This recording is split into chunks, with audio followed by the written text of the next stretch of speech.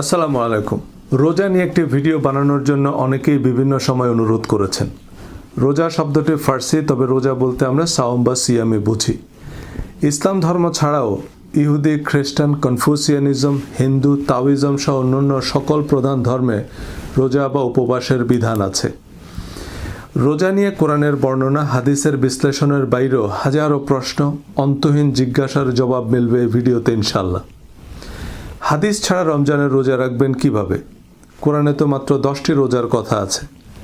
রোজার নিয়াত, তারাবির নামাজ, ইতেকাফ, শবে কদরের বিস্তারিত বিবরণ হাদিস ছাড়া কিভাবে জানব? এ জাতীয় বেশিরভাগ প্রশ্ন শুনে শুনে বলা, কোরআন হাদিস পড়ে বলা নয়। এই ছোট্ট ভিডিওতে কোরআনের 5টি আয়াত উল্লেখ করব, যাতে রোজা সংক্রান্ত সকল প্রশ্নের উত্তর পাবেন। এরপর বুখারী শরীফের সাওম, তারাবি, ইতেকাফ অধ্যায়ের হাদিসগুলোর হাইলাইটস দেখাবো। আচ্ছা, 2 ঈদ অধ্যায়ও জুড়ে দিলাম বোনাস হিসাবে। বুখারী শরীফের বাইরে অন্যান্য হাদিস গ্রন্থের এই বিষয়ক সহিহ হাদিসগুলো থাকবে এই আলোচনায়।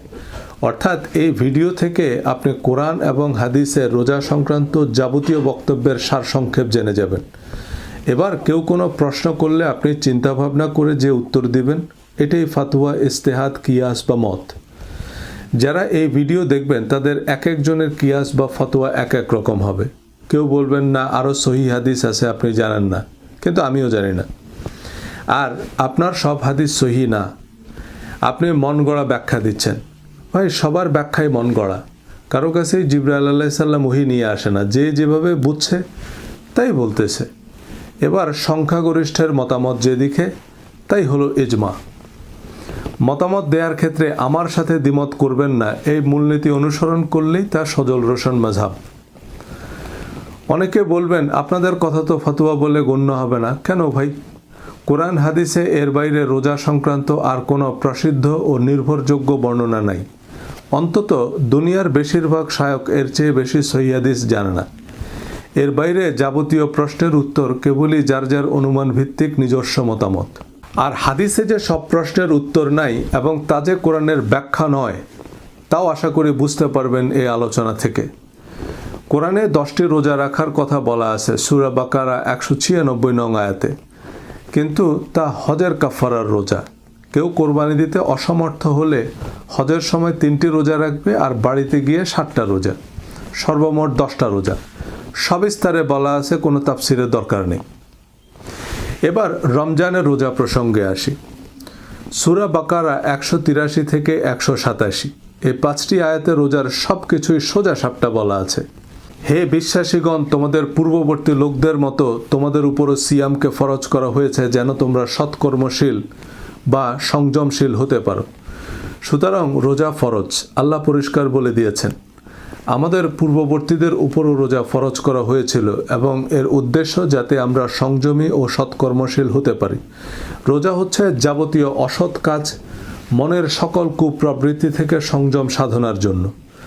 কোরআনে সৎ ও অসৎ কাজের তালিকা দেয়া আছে, পুরস্কার ও পরিণামও বলা আছে। রোজার প্রথম 2-1 দিন আমাদের সবারই কিছু একটা খেয়ে বা পান করতে গিয়ে হঠাৎ মনে পড়ে, ও আমি তো রোজা। শেষ বিকালে একটু ঠান্ডা পানি, সুস্বাদু ইফতারের জন্য কত অপেক্ষা।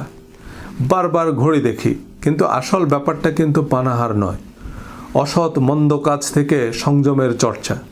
একটা অকারণ মিথ্যা কথা বলতে গিয়ে ও আমি তো রোজা, একটা বেহুদা কথা বলতে গিয়ে থেমে গেলেন, কাউকে গালি দিতে গিয়ে, কারো নিন্দা করতে গিয়ে, কারো অমঙ্গল কামনা করতে গিয়ে, কোনো অসৎ অকল্যাণকর চিন্তা করতে গিয়ে থেমে গিয়ে ভালো কিছুতে মন দিলাম। এতে রোজা শেষে কিছু খেতে গেলে যেমন ধাক্কা লাগে, তেমনি খারাপটা তখন আবর্জনার মতোই অসহ্য মনে হবে। রোজায় ইচ্ছে করে আপনি কিছু খেলে যেমন রোজা হবে না, রোজায় অসৎ মন্দ কথা কাজ চিন্তা করলেও রোজা হবে না। সূরা বাকারা 184, এগুলো নির্দিষ্ট কয়েকদিন। অতঃপর তোমাদের মধ্যে কেউ অসুস্থ হলে বা সফরে থাকলে অন্য দিনগুলোতে এ সংখ্যা পূরণ করে নিতে হবে। আর যাদের জন্য সিয়াম কষ্টকর, তারা তৎপরিবর্তে একজন দরিদ্রকে আহার্য দান করবে। অতএব যে ব্যক্তি স্বেচ্ছায় সৎ কাজ করে তার জন্য কল্যাণ। আর তোমরা যদি বুঝে থাকো তাহলে সিয়াম পালনই তোমাদের জন্য কল্যাণকর। সুতরাং রোগ বা সফর অন্য কোনো কারণে অপারগ হলে পরবর্তীতে সমান সংখ্যক রোজা রাখবে সুবিধামতো সময়ে, আর একেবারে অসমর্থ হলে একজন দরিদ্রকে সাধ্যমতো খাওয়াবে। কেউ যদি কোনো কারণ ছাড়াই রোজা না রাখে, অনেকেই রোজা রাখে না, কোনো কারণ ছাড়াই রাখে না, তাদের জন্য কোনো শাস্তি বা কাফফারার কথা কোরআনে নেই। তাহলে যে রোজা রাখে না সে আগের হিসাবে মেলাতে পারেনি, আগের অঙ্কই সে বুঝেনি, ঈমান ইস্যুতেই সে কনভিন্সড না, রোজা রাখার মতো বিশ্বাসের ভিত তার তৈরি হয়নি। আমাদের কাজ তার বিশ্বাসের দুর্বল জায়গাগুলো চিহ্নিত করা, সেগুলোকে অনুমোদন দেয়া এবং সে ক্ষত সারিয়ে তুলতে সাহায্য করা। সে কেন কাফের, কেন নরকে পুড়বে, কেন তাকে হত্যা করতে হবে, এসব যুক্তি প্রমাণ হাজির করা নয়। কাউকে জোর করে নাস্তিক কাফের প্রমাণ করা ইসলামের প্রচার নয়। তাকে ইসলাম ও আল্লাহকে বুঝতে সাহায্য করাই আমাদের কাজ। যেভাবে বললে বুঝবে সেভাবে বোঝাতে হবে, বিরক্তি সৃষ্টি করা যাবে না। কিন্তু কোন মাসে রোজা রাখবো, কেন রাখবো, রোজার ফজিলত ফাজাইলে সিয়াম ছাড়া কেমনে জানবো? পরের আয়াতেই বলা আছে, সূরা বাকারা 185, রমাদান মাস। এতে কোরআন নাজিল করা হয়েছে মানুষের হেদায়েতের জন্য এবং হেদায়েতের স্পষ্ট নিদর্শন ও সত্যাসত্যের পার্থক্যকারী রূপে। কাজেই তোমাদের মধ্যে যে এই মাস পাবে সেজন্য এই মাসে সিয়াম পালন করে। তবে তোমাদের কেউ অসুস্থ থাকলে বা সফরে থাকলে অন্য দিনগুলোতে এ সংখ্যা পূরণ করবে। আল্লাহ তোমাদের জন্য সহজ চান এবং তোমাদের জন্য কষ্ট চান না। আর যাতে তোমরা সংখ্যা পূরণ করো এবং তিনি তোমাদের যে হেদায়েত দিয়েছেন সেজন্য তোমরা আল্লাহর মহিমা ঘোষণা করো এবং যাতে তোমরা কৃতজ্ঞতা প্রকাশ করো। দুনিয়ার হাদিস, তাফসির আর ফাজাইলের কিতাব একসাথ করলেও কোরআনের এক আয়াতের সমান ওজন হবে না। রমজান মাস এটা একটা আরবি মাস, সুতরাং কোন মাসে রোজা রাখবেন উত্তর দেয়াই আছে। এ মাস কেন এত বরকতময়? কারণ এ মাসে কোরআন নাজিল হয়েছে, যা সত্যাসত্যের পার্থক্যকারী। কোনটা সত্য কোনটা মিথ্যা এটা কোনো আল্লামা শাইখুল হাদিস বলবেন না, এটা বলবে কোরআন। এ মাসে আমরা কেন সিয়াম পালন করব? যাতে তিনি তোমাদের যে হেদায়েত দিয়েছেন অর্থাৎ কোরআন দিয়েছেন সেজন্য তোমরা আল্লাহর মহিমা ঘোষণা করো এবং যাতে তোমরা কৃতজ্ঞতা প্রকাশ করো। সুতরাং রমজান মাস হচ্ছে কোরআনকে সেলিব্রেট করার মাস, আল্লাহর মহিমা কৃতজ্ঞতা প্রকাশের মাস, কারণ এটা কোরআন নাজিলের মাস। এ মাসে আমরা আল্লাহকে ডাকব কারণ আল্লাহ আমাদের ডাকে সাড়া দেন। এই আল্লাহকে ডাকার নামই হচ্ছে দোয়া। পরের আয়াতে আল্লাহ বলছেন, সূরা বাকারা 186, আর আমার বান্দা যখন আমার সম্পর্কে আপনাকে জিজ্ঞেস করে তখন আপনি বলে দিন, নিশ্চয়ই আমি অতি নিকটে। আহ্বানকারী যখন আমাকে আহ্বান করে আমি তার আহ্বানে সাড়া দিই। কাজেই তারাও আমার ডাকে সাড়া দিক এবং আমার প্রতি ঈমান আনুক, যাতে তারা সঠিক পথে চলতে পারে। এখন আল্লাহকে কিভাবে ডাকবেন, কি চাইবেন, কিভাবে চাইবেন, কোরআনেই আল্লাহ শিখিয়েছেন। আপনারা চাইলে কোরআনের দোয়াগুলো নিয়ে আমি একটি ভিডিও বানাবো ইনশাআল্লাহ। কোরআনের দোয়া লিখে কমেন্ট করুন। এগুলো আল্লাহর নবী রাসূলদের কবুল হওয়া দোয়া, আল্লাহ কোরআনে ফাঁস করে দিয়েছেন, কিন্তু আমরা নুরানি ওজিফাকে নিই। হযরত আদম আলাইহিস সালামের চেয়ে বড় বিপদে নিশ্চয়ই আমরা পড়ি নাই। বেহেশতের রাজকীয় জীবন থেকে তিনি অকুল পাথারে পড়লেন, জন নাই, মানব নাই, কোথাও কেউ নাই। এমন অগ্নি পরীক্ষায় যে দোয়ায় আল্লাহ হযরত আদম আলাইহিস সালামকে ক্ষমা করলেন, আল্লাহ কোরআনে লিখ করে দিলেন। হযরত জাকারিয়া আলাইহিস সালাম যে দোয়া করার পর আল্লাহ তাকে সন্তান দিয়েছেন, আল্লাহ কোরআনে উল্লেখ করেছেন। সব নবীগণের মকবুল দোয়া আছে কোরআনে, এরপরও কেন আলাদা দোয়ার বই লাগবে? আচ্ছা, রোজা যে রাখবো কেমনে রাখবো, কখন থেকে কখন, কি করা যাবে কি করা যাবে না, এসব কথা কি আছে কোরআনে? জি, পরের আয়াতেই আছে, সূরা বাকারা 186। সিয়ামের রাতে তোমাদের জন্য স্ত্রী সম্ভোগ বৈধ করা হয়েছে, তারা তোমাদের পোশাক স্বরূপ এবং তোমরাও তাদের পোশাক স্বরূপ। আর তোমরা পানাহার করো যতক্ষণ রাতের কালো রেখা থেকে উষার সাদা রেখা স্পষ্টরূপে তোমাদের নিকট প্রকাশ না হয়, অতঃপর রাতের সূচনা পর্যন্ত সিয়াম পূর্ণ করো। আর তোমরা মসজিদে ইতিকাফরত অবস্থায় তাদের সাথে সঙ্গত হইও না, এগুলো আল্লাহর সীমারেখা, কাজেই এগুলোর নিকটবর্তী হইও না। এভাবে আল্লাহ তার আয়াতসমূহ মানুষের জন্য সুস্পষ্টভাবে ব্যক্ত করেন যাতে তারা সৎকর্মশীল হতে পারে। সুতরাং রাতের বেলায় খাওয়া দাওয়া, ময় মহাব্বত সবই করতে পারবেন। কখন থেকে কখন রোজা রাখবেন তাও বলা আছে। এরপর এটাও বলেছেন, এভাবেই আল্লাহ তার আয়াতসমূহ মানুষের জন্য সুস্পষ্টভাবে ব্যক্ত করেন যাতে তারা সৎকর্মশীল হতে পারে।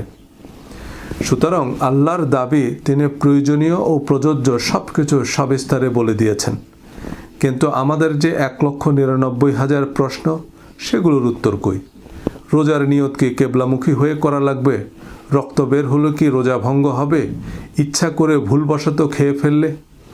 হুজুরদের কাছে প্রশ্ন করলে তো ওনারা চিবিয়ে চিবিয়ে উত্তর একটা দেন, নিশ্চয়ই হাদিস থেকেই দেন। জি না, এগুলো স্বরচিত উত্তর বা আরেকজনের স্বরচিত উত্তর। একজনের নামের আগে শাইখুল ইসলাম, কুতুবে সোবহানি, মাহবুবে রব্বানি এবং নামের শেষে দামাত বারাকাতুহুম, হাফেজাহুল্লাহ, রাহিমাহুল্লাহ লাগিয়ে আগে ওনাকে নবী বানাবে, তারপর ওনার কথাই নবীর কথার মতো মানতে হবে। দামাত বারাকাতুহুম মানে আল্লাহ তাকে দীর্ঘজীবী করুক, রাহিমাহুল্লাহ মানে আল্লাহ তাকে রহম করুক। এই দোয়াগুলো এখন থেকে নিজের বাবা মা, দাদা, নানার নামের সাথে পড়বেন। কোরআন হাদিসে কোনো হুজুরের নাম নাই, কিন্তু পিতামাতার কথা আছে পাতায় পাতায়। পিতামাতার চেয়ে বড় পীর আর দুনিয়াতে নাই। বাবা বেঁচে থাকলে যতবার আব্বার নাম নেবেন ততবার বলবেন আমার আব্বা দামাত বারাকাতুহুম বা হাফেজাহুল্লাহ, আর মারা গেলে বলবেন আমার নানা রাহিমাহুল্লাহ, অর্থাৎ আমার নানা আল্লাহ তাকে দয়া করুন বলে যা বলার বলবেন। এগুলো দোয়া। আমরা এগুলোকেও হুজুরদের টাইটেল মনে করি, FCPS ডিগ্রির মতো। কি এক মুসিবত! সর্বকালের অন্যতম শ্রেষ্ঠ মুফতি ইমাম মালিককে 100টা ফতোয়া জিজ্ঞেস করলে উনি প্রায় 70টা প্রশ্নের কি উত্তর দিতেন? লা আদরি, আমি জানি না। কেন জানে না? কোরআন হাদিসে না থাকলে উনি কোত্থেকে জানবে? ওনার কাছে তো জিবরাইল আলাইহিস সালাম ওহী নিয়ে আসতো না। তাহলে আমরা যে প্রশ্ন করার আগেই উত্তর দেওয়া শুরু করি, আমাদেরকে কে জানাইল? জিবরাইল না ইবলিস? এবারে চলুন সহিহ হাদিসের ভান্ডারে আর কি তথ্য আছে। আমি রিপিটেশন, অর্থাৎ একই হাদিস প্রায় 50 বার আছে বুখারী শরীফে। আমি সেখান থেকে একটি হাদিস নিয়েছি। বর্ণনাক্রম, অর্থাৎ কে কার কাছ থেকে শুনেছে, এবং টার্ন বাই টার্ন বিবরণ বাদ দিয়ে আমাদের জন্য প্রযোজ্য বা প্রয়োজনীয় সহিহ হাদিসগুলোর সারসংক্ষেপ একত্রিত করেছি। এর বাইরে কিছু সহিহ হাদিস থাকলেও তা নিয়ে উল্লেখযোগ্য ইখতিলাফ আছে। তাতে আমাদের জন্য প্রযোজ্য কোনো বিশেষ উপদেশ নেই। আর পরবর্তীতে নজরে পড়লে বা কেউ জানলে রেফারেন্স সহ কমেন্টে জানাবেন, আমি ভিডিও ডেসক্রিপশনে যোগ করে দেব। তবে মোটামুটি নিশ্চিত থাকতে পারেন দুনিয়ার 99 ভাগ মুহাদ্দিস রোজা সংক্রান্ত এর চেয়ে বেশি হাদিস জানে না। বুখারী শরীফ সওম অধ্যায়, ইসলামিক ফাউন্ডেশন, সিরিয়াল বাংলা হাদিস অ্যাপ অনুযায়ী। এই সবগুলো হাদিস অবশ্য রোজার সাথে সম্পর্কিত নয়, তবু আমি উল্লেখ করছি। এর বাইরে কিছু হাদিস আমার বোধগম্য হয়নি, আমি স্কিপ করেছি। যেমন রোজাদারের মুখের দুর্গন্ধ আল্লাহর প্রিয়। দুর্গন্ধ আবার আল্লাহর প্রিয় হয় কি করে? আর এই হাদিসের শিক্ষা কি? দাঁত নামে যে মুখে দুর্গন্ধ বানাবো? যাই হোক, চলুন জেনে নেওয়া যাক হাদিসের মহাপণ্ডিতদের কাছে হাদিস শাস্ত্রের কি কি মারণাস্ত্র আছে। 1773 সিয়াম ঢালস্বরূপ, সুতরাং অশ্লীলতা করবে না এবং মূর্খের মতো কাজ করবে না। 1781 রমজানের প্রতি রাতেই জিবরাইল আলাইহিস সালাম নবীজির সাথে একবার সাক্ষাৎ করতেন এবং নবী সাল্লাল্লাহু আলাইহি সাল্লাম তাকে কোরআন শোনাতেন। 1782 যে ব্যক্তি মিথ্যা বলা ও সে অনুযায়ী আমল বর্জন করেনি, তার এ পানাহার পরিত্যাগ করায় আল্লাহর কোনো প্রয়োজন নেই। 1783 সিয়াম আল্লাহর জন্য, তিনিই এর প্রতিদান দিবেন। 1784 যে ব্যক্তির সামর্থ্য আছে সে যেন বিবাহ করে নেয়, আর যার সামর্থ্য নাই সে যেন সাওম পালন করে। সাওম তার প্রবৃত্তিকে দমন করে। এটা বিবাহ অধ্যায়ের হাদিস, তবে রোজা শব্দটি থাকার কারণে এই অধ্যায়েও আছে।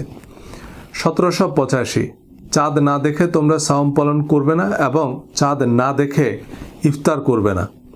যদি মেঘাচ্ছন্ন থাকে তাহলে তার সময় 30 দিন পরিমাণ পূর্ণ করবে। যাদের ধারণা পৃথিবীর বিভিন্ন বড় বড় শহরে সাহরি ও ইফতারের সময়সূচি বা ইফতারের বাহারি রেসিপি মনে হয় হাদিসে আছে, এই আছে হাদিসে।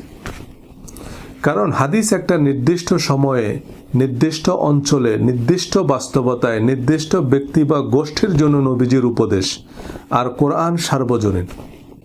1793 তোমরা কেউ রমজানের একদিন কিংবা 2 দিন আগে থেকে সাওম শুরু করবে না। 1800 নবী সাল্লাল্লাহু আলাইহি সাল্লাম তার অনুকরণে এক নাগাড়ে সাওম পালনে সাহাবীদের নিষেধ করলেন। আমি তো তোমাদের মতো নই, আমাকে খাওয়ানো হয়, পানও করানো হয়। এটা রমজানের বাইরে টানা রোজা রাখার কথা বলা হয়েছে। 1801 তোমরা সাহারি খাও, কেননা সাহারিতে বরকত আছে। 1812 এটা খুব ইন্টারেস্টিং একটা হাদিস। এক লোক রোজা অবস্থায় স্ত্রীকে মহব্বত করতে গিয়ে রোজায় ভেঙে ফেলছে। রাসূল সাল্লাল্লাহু আলাইহি সাল্লাম বললেন, একটা কৃতদাস আজাদ করতে পারবে? সে বলল না। তিনি বললেন, এক নাগাড়ে 2 মাস সাওম পালন করতে পারবে? সে বলল না। এরপর তিনি বললেন, 60 জন মিসকিনকে খাওয়াতে পারবে কি? সে বলল না। নবীজি সাল্লাল্লাহু আলাইহি সাল্লাম তাকে এক ঝুড়ি খেজুর দিয়ে বললেন, এগুলো গরিবদের মধ্যে দান করে দাও। ওই লোক বলল, আমার থেকে গরিব এই শহরে আর কেউ নাই। নবীজি সাল্লাল্লাহু আলাইহি সাল্লাম হেসে দিয়ে বললেন, আচ্ছা ঠিক আছে, যাও তুমিই খাও, তোমার পরিবারকেও খাওয়াও। তার মানে আপনার সামর্থ্য অনুযায়ী যতটুকু পারেন ততটুকু করবেন। 1822 সফরে সাওম পালনে কোনো নেকি নাই। 1828 সাওম এর কাজা জিম্মায় রেখে যদি কোনো ব্যক্তি মারা যায় তাহলে তার অভিভাবক তার পক্ষ থেকে সাওম আদায় করবে। 1833 লোকেরা যতদিন যাবৎ সময় হওয়া মাত্র ইফতার করবে ততদিন তারা কল্যাণের উপর থাকবে। 1867 নবীজি সাল্লাল্লাহু আলাইহি সাল্লাম 2 ঈদের দিনে সাওম পালন করতে নিষেধ করেছেন। 1879 আশুরের দিনকে ইহুদিগণ ঈদ মনে করত এবং সাওম পালন করত। নবীজি সাল্লাল্লাহু আলাইহি সাল্লাম বললেন, তোমরাও এদিনে সাওম পালন করো। লাইলাতুল কদরের তারিখ নবীজি সাল্লাল্লাহু আলাইহি সাল্লামকে স্বপ্নযোগে জানিয়েছিল, কিন্তু তিনি তা ভুলে গিয়েছেন এবং বিজোড় রাতে খোঁজ করতে বললেন। এমন হাদিস অন্যান্য অধ্যায়ে মিলিয়ে 20-25 বার আছে বুখারী শরীফেই। হাদিসের নম্বর আমিও ভুলে গিয়েছি। এই হচ্ছে বুখারী শরীফের সাওম অধ্যায়ের হাদিস। এবারে বুখারী শরীফের বাইরে মুসলিম শরীফ থেকে মুসান্নাফে আব্দুর রাজ্জাক পর্যন্ত রমজানের রোজা সংক্রান্ত আর যত সহিহ হাদিস আছে তার সারসংক্ষেপ বলি। ইমাম বুখারী অবশ্যই হাদিসগুলো সহি মনে করেননি। মিশকাত সিরিয়াল নম্বর বাংলা হাদিস অ্যাপ অনুযায়ী। আমাদের ও আহলে কিতাবদের মধ্যে পার্থক্য হলো সাহারির, মানে তারা সাহারি খায় না। 1987 যে ব্যক্তি ফজরের আগে সাওমের নিয়ত করবে না তার সাওম হবে না। তিরমিজি, আবু দাউদ, নাসাই, দারেমি। 1888 তোমাদের কেউ ফজরের আজান শুনতে পেলে সে যেন হাতের বাসন রেখে না দেয়, বরং নিজের প্রয়োজন সেরে নেয়। আবু দাউদ। 2007 অনিচ্ছায় বমি হলে তার রোজা কাজা করতে হবে না। তিরমিজি, আবু দাউদ, ইবনে মাজাহ, দারেমি। 2012 যে শিঙ্গা লাগায় ও যে শিঙ্গা দেয় উভয়ই নিজেদের সাওম ভেঙে ফেলেছে। আবু দাউদ, ইবনে মাজাহ ও দারেমি। এই হাদিস শোনার আগ পর্যন্ত কিন্তু শিঙ্গা লাগাইলেও আপনার রোজা ভাঙতো না, এখন ভাঙবে। এভাবে যত প্রশ্ন করবেন তত বনি ইসরায়েলের গরুর মতো জিনিসটা কঠিন হবে। 2032 ঋতুবতী মহিলাদের সাওম কাজা করতে হয়, সালাত কাজা করতে হয় না। মুসলিম, মুসান্নাফে আব্দুর রাজ্জাক। 2047 যে ব্যক্তি রমজান মাসের সাওম রাখবে অতঃপর সে শাওয়াল মাসের 6টি সাওম রাখবে তাহলে সে একাধারে সাওম পালনকারী বলে গণ্য হবে। মুসলিম ও অন্যান্য। হাদিসের সহজ পাঠ শিরোনামে কয়েকটি পর্বে হাদিসের এমন হাইলাইটস দেখাবো। কোরআনের বাইরে হাদিস থেকে সব প্রশ্নের উত্তর মিলবে না, বরং নতুন প্রশ্ন তৈরি হবে। তবুও মুহাদ্দিস হুজুররা কি না জানি সব জেনে ফেললো, কি গোলা বারুদ না জানি তাদের কাছে আছে, এই আশঙ্কায় আমরা তাদের তাকলিদ করি। যারা নিজেরাই ইজতেহাদ করতে চান, বুঝে ধর্মচর্চা করতে চান, তাদের জন্য আমি এই সিরিজটি বানানোর ইচ্ছা রাখি। আগ্রহীরা হাদিসের সহজ পাঠ লিখে কমেন্ট করুন। হাদিস জানলে নিজেই বুঝবেন যে হাদিস কোরআনের মতো সার্বজনীন নির্দেশ নয় এবং তা কোরআনের ব্যাখ্যা নয়। এবারে বুখারী শরীফের তারাবি অধ্যায়। ঘুরিয়ে ফিরিয়ে 3টা দরকারি হাদিস আছে। 1882 যে ব্যক্তি ইমানের সাথে সওয়াব লাভের আশায় তারাবি সালাত আদায় করে তার পূর্ববর্তী গুনাহসমূহ মাফ করে দেওয়া হয়। 1883 হযরত ওমর রাদিয়াল্লাহু তাআলা আনহু ইমামের সাথে সম্মিলিত তারাবি সালাত আদায়ের প্রচলন করেছিলেন। 1885 নবীজি সাল্লাল্লাহু আলাইহি সাল্লাম 3 দিন রাতে সালাত আদায় করেন এবং লোকেরা তার সাথে সালাত আদায় করেন। চতুর্থ দিন ফরজ হয়ে যাওয়ার আশঙ্কায় তিনি আর বের হননি। তারাবি নামাজের বিবরণ কোরআনেও নাই, নবীজি সাল্লাল্লাহু আলাইহি সাল্লামও এখনকার মতো আয়োজন করে পড়েননি। হযরত আবু বকর রাদিয়াল্লাহু তাআলা আনহুর সময়কালেও এ প্রচলন ছিল না। অন্যান্য হাদিস গ্রন্থে মারামারির কিছু জাল জয়ীফ হাদিস আছে। 8 রাকাত না 20 রাকাত পড়তে পারেন, বহুত ফায়দা হাসিল হবে। এবারে বুখারী শরীফের ইতিকাফ অধ্যায়। 1899 রাসূলুল্লাহ সাল্লাল্লাহু আলাইহি সাল্লাম রমজানের শেষ দশক ইতিকাফ করতেন। 1902 নবীজি সাল্লাল্লাহু আলাইহি সাল্লাম যখন ইতিকাফে থাকতেন তখন প্রাকৃতিক প্রয়োজন ছাড়া ঘরে প্রবেশ করতেন না। 1904 ওমর রাদিয়াল্লাহু তাআলা আনহু জাহেলিয়ার যুগে মসজিদে হারামে এক রাত ইতিকাফ করার মানত করেছিলেন। নবীজি সাল্লাল্লাহু আলাইহি সাল্লাম বললেন, তোমার মানত পুরা করো। তার মানে জাহেলি যুগেও লোকেরা ইতিকাফ করত। 1916 ইন্তেকালের বছর নবীজি সাল্লাল্লাহু আলাইহি সাল্লাম 20 দিনের ইতিকাফ করেছিলেন। যারা এতক্ষণ ধৈর্য ধরে সাথে ছিলেন তাদের জন্য বোনাস হিসাবে 2 ঈদ অধ্যায়ের হাইলাইটস। 903 আজকের এই দিনে আমরা প্রথমে সালাত আদায় করব, এরপর কোরবানি করব। 906 সালাতের আগে যে জবে করবে তাকে আবার জবে বা কোরবানি করতে হবে। এই হাদিস অন্তত 20 বার আছে বুখারী শরীফেই। 903 নবীজি সাল্লাল্লাহু আলাইহি সাল্লাম ঈদ উল ফিতরের দিন কিছু খেজুর না খেয়ে বের হতেন না। বিজোড় সংখ্যক খেজুর খেতেন বলে বর্ণনা আছে। তিনি হয়তো গুনে খাননি, আরেকটা কম বেশি খাইলে হাদিসটা হতো তিনি জোর সংখ্যক খেজুর খেয়েছেন। 908 ঈদগাহে নবীজি সাল্লাল্লাহু আলাইহি সাল্লাম সালাত শেষ করে তিনি লোকেদের নসিহত করতেন, উপদেশ দিতেন এবং নির্দেশ দান করতেন। সালাতের আগে বক্তৃতা করা সুন্নাহ বিরোধী। 913 নবীজি সাল্লাল্লাহু আলাইহি সাল্লাম ঈদ উল ফিতরে 2 রাকাত সালাত আদায় করেন। এর আগে পরে আর কোনো সালাত আদায় করেননি। 918 জিলহজ মাসের প্রথম 10 দিনের আমল অন্যান্য দিনের আমলের তুলনায় উত্তম। এই আমল দ্বারা হজ ওমরা উদ্দেশ্য হতে পারে। 923 ঈদগাহে ঋতুবতী মহিলারা আলাদা থাকতেন। 924 খুতবা শেষে মহিলাগণের কাছে গিয়ে নবীজি সাল্লাল্লাহু আলাইহি সাল্লাম তাদের উপদেশ দিতেন, তাদের নসিহত করতেন এবং তাদের সদকা দানের নির্দেশ দিতেন। 925 নবীজি সাল্লাল্লাহু আলাইহি সাল্লাম ঈদুল আজহার দিনে বাকি কবরস্থানে গমন করেন, তারপর তিনি 2 রাকাত সালাত আদায় করেন। That's it. এই হাদিসগুলো ছাড়া ইসলাম ধর্ম অচল। আমাদের শাইখুল হাদিসরা উত্তর মেরু দক্ষিণ মেরু একত্র করেছেন এই তথ্যগুলো জানার জন্য। ভিডিওটি আবার দেখুন, মেলানোর চেষ্টা করুন এই বিচ্ছিন্ন বিক্ষিপ্ত বর্ণনাগুলো কি কোরআনের ব্যাখ্যা। এতে কি আমাদের সব প্রশ্নের উত্তর মিলেছে নাকি আরও জটিলতা বেড়েছে? এর চেয়ে কোরআনের বর্ণনা কি আরও স্পষ্ট নয়? যাই হোক, এই হচ্ছে শাইখুল হাদিসদের জ্ঞানের ভাণ্ডার। আপনার বিশ্বাস না হলে পরিচিত কোনো মুহাদ্দিসকে রমজানের রোজা, তারাবি, শবে কদর, ইতিকাফ ও ঈদ নিয়ে কি কি সহিহ হাদিস আছে জিজ্ঞেস করলে বুঝবেন উনি কয়টা হাদিস জানে। এক হাদিস বুখারী শরীফেই 20 বার আছে। কিছু হাদিসের সাথে নবীজি সাল্লাল্লাহু আলাইহি সাল্লামের সম্পৃক্ততা নেই, আমাদের জন্য প্রযোজ্য কোনো মেসেজ নেই, সেজন্য আমি স্কিপ করেছি। আর কারো এই শর্টকাট পছন্দ না হলে তিনি মহিষের চামড়ার উপর হাতে লেখা অরিজিনাল পাণ্ডুলিপিতে এই জিনিসগুলো জানতে পায়ে হেঁটে উজবেকিস্তান যেতে পারেন। কোরআন এবং হাদিসের প্রয়োজনীয় তথ্য আপনার কাছে আছে। এরপর কোনো প্রশ্ন মাথায় আসলে আপনার যা সঠিক মনে হবে তাই উত্তর। আপনি যদি কেবলা নির্ণয় করতে না পারেন, আপনার যেদিকে কেবলা মনে হবে সেদিকেই কেবলা। এ মূলনীতি বলা আছে বুখারী শরীফের প্রথম হাদিসেও। প্রত্যেক কাজ নিয়তের সাথে সম্পর্কিত, আর মানুষ তার নিয়ত অনুযায়ী ফল পাবে। আপনার সাথে বোঝাপড়া হচ্ছে আল্লাহর, আর আল্লাহ জানে আপনি কি উদ্দেশ্যে কি করেছেন। আমাদের নামাজ, রোজা, হজ, কোরবানি যদি আল্লাহর উদ্দেশ্যে হয় তবে যেভাবেই করছি, যতটুকুই করছি আল্লাহ অবশ্যই কবুল করবেন। আর ঝগড়ার উদ্দেশ্যে, তর্কে জেতার জন্য, লোক দেখানোর খাতিরে, নিজেদের মজহাব প্রতিষ্ঠার জন্য যাই করেন, মনে রাখবেন আল্লাহ আমার আপনার নামাজ, রোজা, হজ, কোরবানির কাঙ্গাল না। আল্লাহর সৃষ্টি জগতের তুলনায় আমাদের এই পৃথিবীটা একটা অদৃশ্য ভাইরাসের চেয়েও ক্ষুদ্র। আমি আপনি তো হিসাবেই পড়ি না, এমন 1 বিলিয়ন পৃথিবী বিলীন হয়ে গেলেও স্রষ্টার সৃষ্টি জগতের কিছুই হবে না। ধন্যবাদ।